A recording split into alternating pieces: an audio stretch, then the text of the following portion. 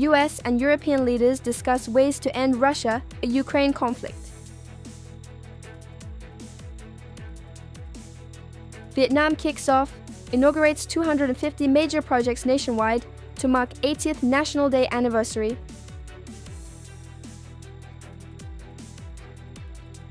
In Nghe An, the source of the historic autumn. Hello, so good to see you again in today's news. I'm Hoàng Yên, and here we go, the first part of the show. The U.S. President Donald Trump just hosted Ukrainian President Volodymyr Zelensky and the European leaders at the White House on Monday, an event the U.S. President called a very good early step to possibly resolve the war in Ukraine. The conference took place immediately after the bilateral meeting between the two U.S. and Ukrainian leaders at the White House to discuss ways to end the Russia-Ukraine conflict. U.S. President Donald Trump said he was optimistic about an agreement to end the Russia-Ukraine conflict and emphasized that he would try to organize a three-way meeting between him, Ukrainian President Zelensky, and Russian President Vladimir Putin as soon as possible. For his part, Ukrainian President Zelensky assessed his previous meeting with President Trump as the best meeting ever. At this meeting, the two sides discussed many issues, including ensuring security. Meanwhile, European and NATO leaders have welcomed U.S. President Donald Trump's role in the negotiations, saying a trilateral meeting is the best chance to reach a deal to end the Russia-Ukraine conflict. At a meeting in Cairo, Egypt, the Egyptian president and the Qatari prime minister affirmed the importance of continuing their joint efforts in coordination with the U.S. to reach an agreement that guarantees an immediate ceasefire in the Gaza Strip. Of course, we have During the meeting, the Egyptian president and the Qatari prime minister stated that the two countries strongly oppose any actions to reoccupy Gaza, as well as any efforts to relocate Palestinians from their land. The two sides emphasized that the establishment of an independent Palestinian state, in accordance with international resolutions, is the only way to achieve lasting peace and stability in the Middle East. The Egyptian president and the Qatari prime minister agreed to step up joint efforts to reach political solutions to other crises in a number of countries in the region, emphasizing the importance of respecting their sovereignty and territorial integrity. In celebration of 80th anniversary of the August Revolution and the National Day, the government hosted a nationwide hydrate ceremony on August 19 to simultaneously inaugurate and break ground for 250 projects at 80 sites across the country. The ceremony took place simultaneously at 9:01 a.m. on August 19th. Of the total 250 projects and works eligible for inauguration and groundbreaking, 80 online and live television stations were selected. The remaining projects were held simultaneously. The total investment of the 250 projects and works is up to nearly 1.3 billion VND, of which 89 projects and works are eligible for inauguration. 161 projects and works are eligible for commencement of construction. These are particularly important political events, a brilliant milestone in the glorious history of building and defending the country of the nation. 250 projects are divided into fields such as transport infrastructure, civil, urban works, industrial works, technical infrastructure, social housing, agriculture and rural development, culture, sports. Upcoming are some updated news. Among 250 projects and works that the government organized to inaugurate and start construction simultaneously this morning to celebrate the 80th anniversary of the August Revolution and National Day, Nghe An province also solemnly held the inauguration ceremony of Nghe An Oncology Hospital, Phase 2. 15 years ago, Nghe An Oncology Hospital was established with only 50 beds and very poor facilities.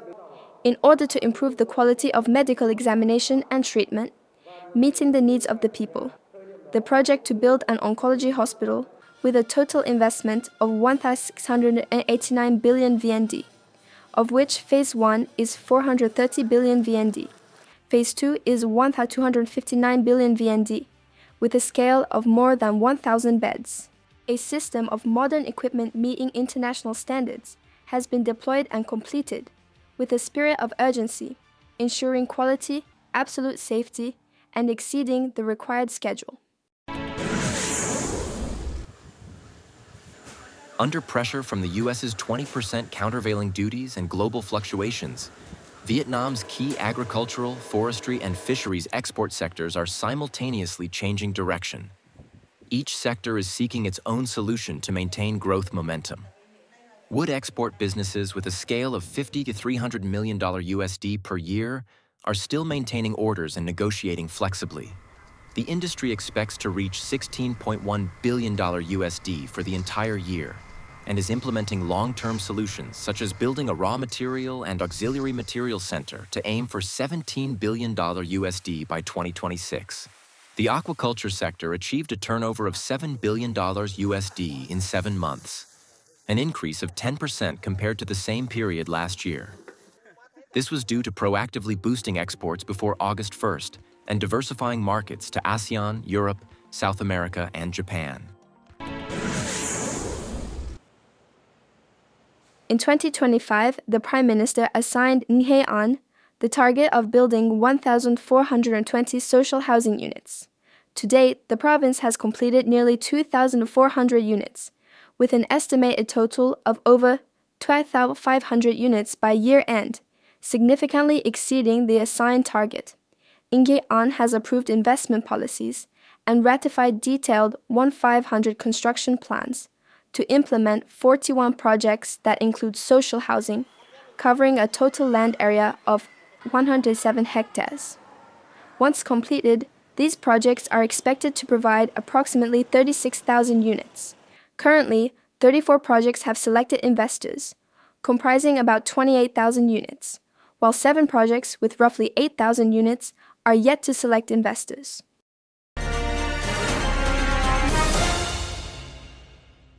"80 years ago, the August Revolution of 1945 just opened a new era for the Vietnamese people, the era of independence, freedom, and self-determination.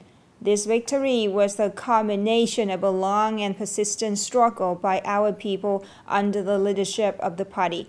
In Nghệ An, a land rich in revolutionary tradition, the imprints of a heroic time are still preserved through relics, museums, valuable documents, and the memories of living witnesses.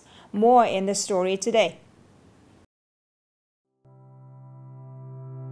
Hia Yan Huan, formerly Duong Xuan Village, now Linh Song Commune, is the place where Comrade Phan Thai At and his comrades in the youth group chose to establish the Indochinese Communist Party cell. This area was once at the forefront of the uprising during the revolutionary high tide of 1930-1931, the premise for the victory of the August Revolution. This is one of many relics of the uprising spirit of Nghe An people in the August Revolution movement. Also here, our predecessors spread the idea of national liberation. Nghe An, Soviet, Nghe Ting Museum currently preserves thousands of valuable artifacts and documents about the revolutionary movement before and during the August Revolution. The primitive weapons, notebooks, leaflets, signal horns, the faded red flag are strong evidence of a heroic time.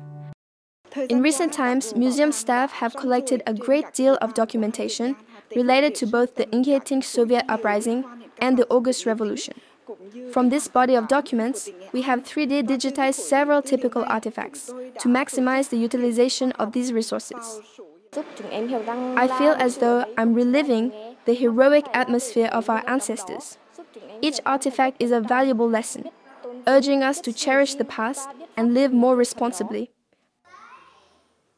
Now 95 years old with 65 years of party membership, Mr. Phan That Thuong, former secretary of Hung Nguyen District Party Committee, is one of the rare living witnesses to the revolutionary fervor that gripped the entire nation.